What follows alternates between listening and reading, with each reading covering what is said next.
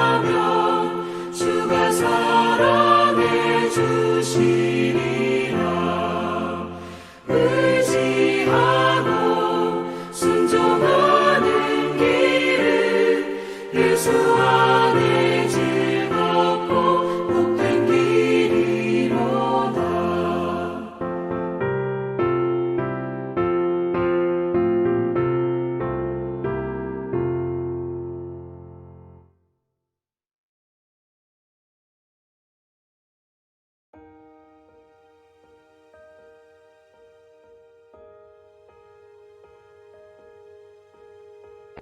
다윗이 이르되 사울의 집에 아직도 남은 사람이 있느냐? 내가 요나단으로 말미암아 그 사람에게 은총을 베풀리라 하니라. 사울의 집에는 종 한 사람이 있으니 그의 이름은 시바라. 그를 다윗의 앞으로 부르매 왕이 그에게 말하되 내가 시바냐 하니 이르되 당신의 종이니이다 하니라. 왕이 이르되 사울의 집에 아직도 남은 사람이 없느냐? 내가 그 사람에게 하나님의 은총을 베풀고자 하노라 하니 시바가 왕께 아뢰되 요나단의 아들 하나가 있는데 다리 저는 자니이다 하니라. 왕이 그에게 말하되 그가 어디 있느냐 하니 시바가 왕께 아뢰되 로두발 암미엘의 아들 마길의 집에 있나이다 하니라. 다윗 왕이 사람을 보내어 로두발 암미엘의 아들 마길의 집에서 그를 데려오니 사울의 손자 요나단의 아들 무비보셋이 다윗에게 나아와 그 앞에 엎드려 절하매 다윗이 이르되 무비보셋이여 하니 그가 이르기를 보소서 당신의 종이니이다. 다윗이 그에게 이르되 무서워하지 말라. 내가 반드시 내 아버지 요나단으로 말미암아 내게 은총을 베풀리라.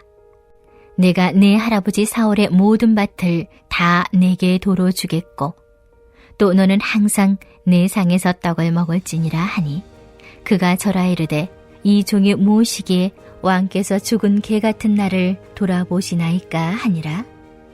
왕이 사울의 시종 시바를 불러 그에게 이르되 사울과 그의 온 집에 속한 것은 내가 다 내 주인의 아들에게 주었노니 너와 내 아들들과 내 종들은 그를 위하여 땅을 갈고 거두어 내 주인의 아들에게 양식을 대주어 먹게 하라. 그러나 내 주인의 아들 무비보셋은 항상 내 상에서 떡을 먹으리라 하니라. 시바는 아들이 15명이요 종이 20명이라. 시바가 왕께 아뢰되 내 주 왕께서 모든 일을 종에게 명령하신 대로 종이 준행하겠나이다 하니라. 무비보셋은 왕제 중 하나처럼 왕의 상에서 먹으니라. 무비보셋에게 어린 아들 하나가 있으니 이름은 미가더라. 시바의 집에 사는 자마다 무비보셋의 종이 되니라. 무비보셋이 항상 왕의 상에서 먹으므로 예루살렘에 사니라. 그는 두 발을 다 절더라.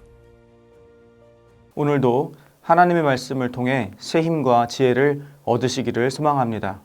오늘은 변함없는 사랑의 언약이라는 제목으로 사무엘하 9장의 말씀을 나누도록 하겠습니다. 오늘 본문에서 말하는 때는 사울과 요나단 부자가 전쟁 중에 죽어 사울 집안이 붕괴된 직후를 이릅니다. 다윗은 자기 신하들에게 사울의 가문에서 남은 자가 있다면 찾아보라고 명령하였습니다. 다윗의 명령을 들은 신하들은 아마 등골이 서늘했을 것입니다. 사울이 어떤 사람이었습니까? 그는 살아생전에 끊임없이 다윗을 죽이려고 시도했던 사람이었습니다. 즉, 사울은 다윗에게 원수와 같은 사람이었던 것입니다. 그런데 다윗이 이스라엘의 왕권을 잡은 뒤 원수 같은 사울의 가문에 죽지 않고 살아있는 사람이 있느냐고 물어보는 것입니다.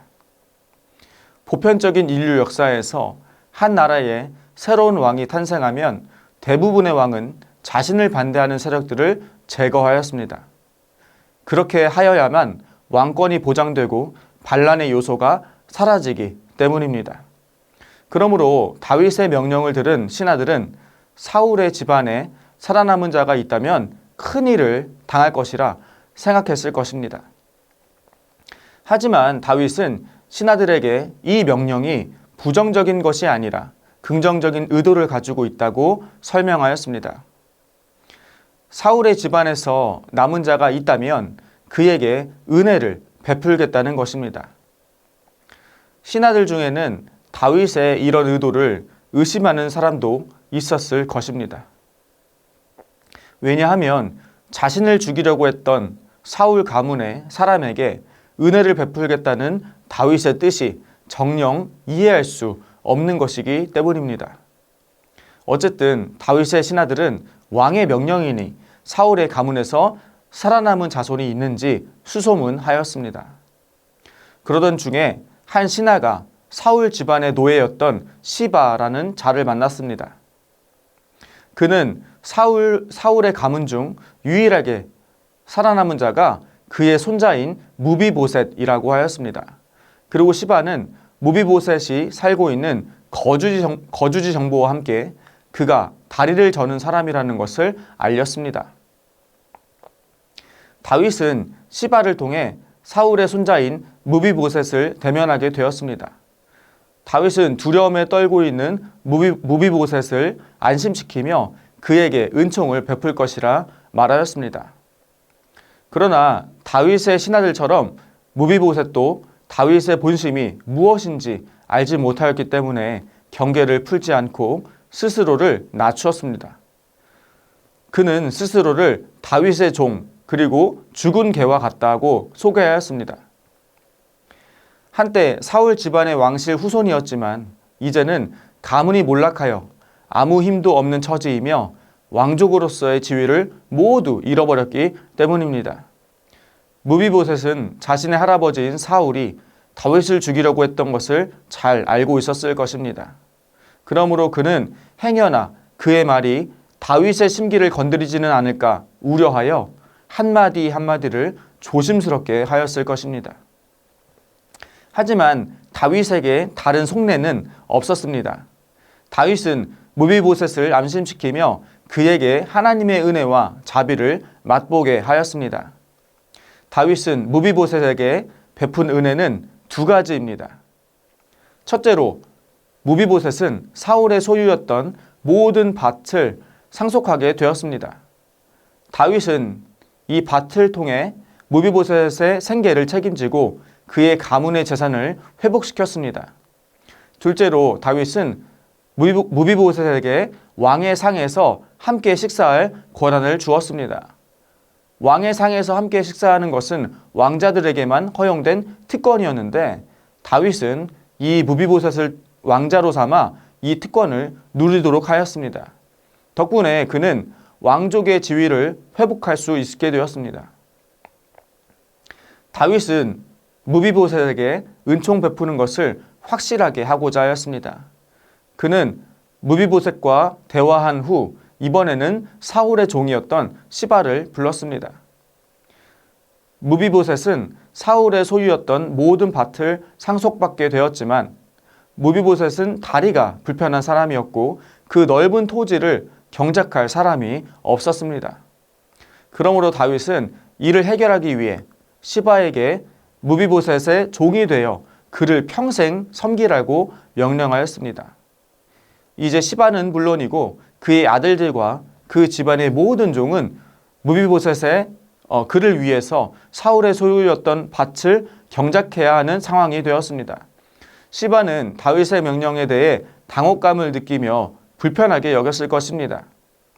주인으로 섬기던 사울의 죽음으로 인해 시바는 자유인이 될 수 있었는데 다윗의 이 한마디 명령으로 인해서 다시 종의 신분으로 돌아가 무비보셋을 섬겨야만 했기 때문입니다. 시바는 종의 신분이었지만 그의 세력은 막강하였습니다. 그에게는 15명의 아들들이 있었고요. 또 20명의 종들이 있었기 때문입니다.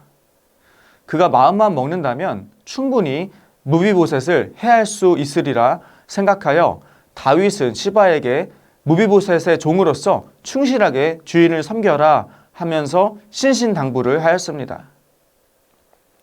다윗의 은총으로 인해 무비보셋은 왕족으로서의 권한을 되찾아 예루살렘에서 살 수 있게 되었습니다. 그 이후로 그의 삶은 어떠했을까요? 무비보셋은 항상 왕의 상에서 함께 식사를 하였습니다. 식사를 할 때에 무비보셋이 다윗을 대면하였기 때문에 시바는 무비보셋의 명령을 거역하거나 함부로 대할 수 없었을 것입니다.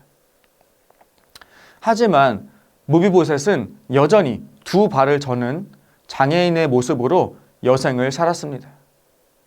사실 다윗의 입장에서 무비보셋은 전혀 도움이 안 되는 사람이었습니다. 아니, 무비보셋은 다윗에게 오히려 손해를 끼치는 사람이었습니다. 그가 두 발이 온전치 않은 장애를 가지고 있었으며 또한 사울을 추종하는 세력들에게는 무비보셋의 존재가 다윗을 향한 반란의 불씨로 이용될 수도 있었기 때문입니다. 그렇다면 다윗은 왜 무비보셋을 선대하며 그에게 은총을 베풀었을까요? 다윗이 무비보셋에게 은총을 베푼 이유는 그의 절친 요나단과 맺은 언약 때문입니다. 이 언약의 내용은 사무엘상 20장 14절에서 15절에 나타나 있는데요.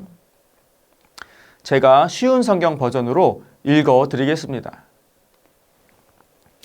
내가 살아있는 동안 나에게 여호와의 사랑을 베풀어 주게나. 그래서 내가 죽지 않게 해주게. 내 집안에도 변함없이 사랑을 베풀어 주어야 하네. 여호와께서 자네의 모든 원수를 이 땅에서 없애버리시더라도 우리 집안에 대한 사랑을 버리지 말아주게. 이것은 요나단의 요청입니다. 요나단과 다윗이 맺은 언약은 요나단의 후손과 관련된 것입니다. 아버지인 사울과 자신이 멸망할지라도 그 후손에게는 긍휼을 베풀어 달라는 것입니다. 다윗은 요나단이 죽었지만 그와 맺은 언약을 기억하고 성실하게 지켰습니다. 하나님께서도 다윗의 이러한 모습을 좋게 여기셨을 것입니다. 세상 사람들은 다윗이 그의 적대 세력의 후손인 무비보셋에게 은혜를 베푸는 것에 대해 이해할 수 없었을 것입니다. 하지만 다윗은 그를 향한 요나단의 사랑과 우정에 보답하기 위해 요나단과 맺은 언약을 성실히 지켰습니다. 그런데 사실 무비보셋은 우리의 모습을 대변하는 것 같습니다.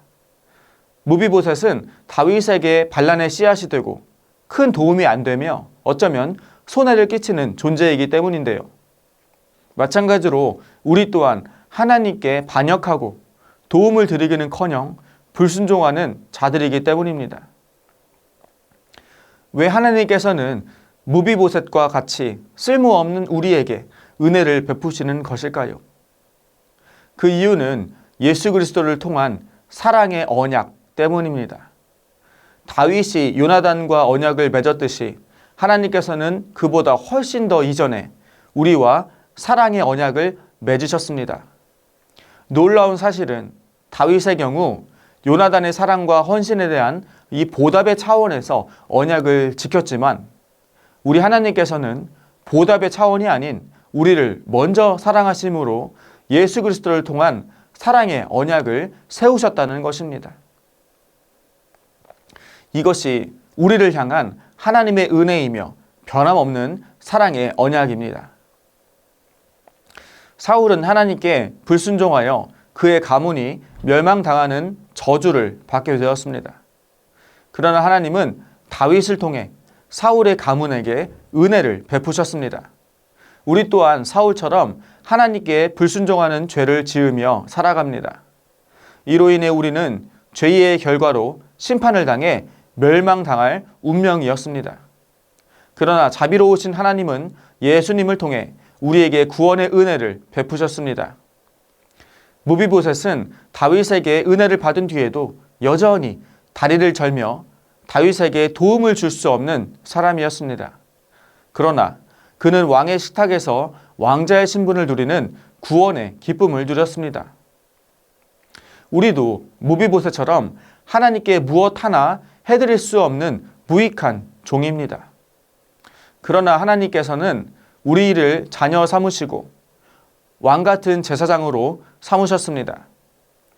예수 그리스도의 구원의 식탁에 앉게 하시고 영원한 하나님의 나라에서 하나님과 함께 사는 은혜를 누리게 하셨습니다. 우리 주님의 변함없는 사랑의 언약을 기억하며 오늘 하루 주신 은혜를 만끽하는 주님의 귀한 공동체 되기를 소망합니다. 우리 함께 이 시간 기도하기 원합니다. 첫째로 오늘 우리가 하나님의 변함없는 사랑의 언약을 기억하며 예수 그리스도의 긍휼을 이웃에 실천하는 하루를 보내도록 기도하시겠습니다. 둘째로 해외 선교사님들과 농촌교회, 개척교회 목사님들의 영육 간의 강건함을 위해서 기도하시겠습니다. 마지막으로 다음 세대를 위한 새성전 건축이 주님의 인도하신 가운데 순적하게 이루어질 수 있도록 우리 마음을 모아서 함께 기도하시겠습니다.